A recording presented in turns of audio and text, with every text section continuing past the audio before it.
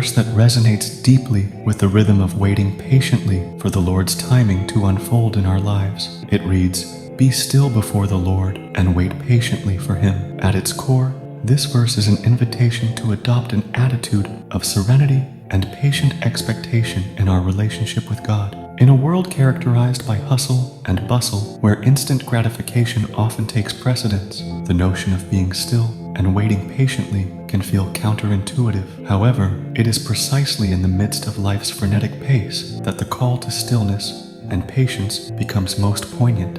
To be still before the Lord is not merely about physical stillness, but about cultivating a quietude of the soul, a space where we can attune our hearts to God's presence and align our will with His purposes.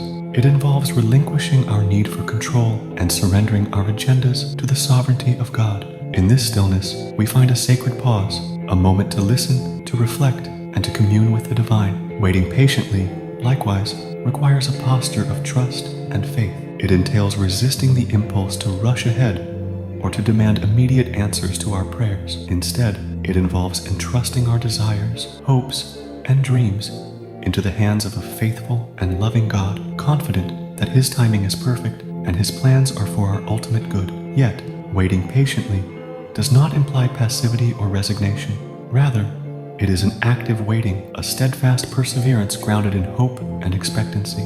It is the anticipation of God's faithfulness, even in the midst of uncertainty and delay. It is a journey of faith that acknowledges the tension between what is seen and what is unseen, and yet chooses to believe in the promises of God. In the process of waiting, we may encounter moments of doubt, frustration, and disillusionment. We may question God's timing or wonder why He seems silent in the face of our prayers.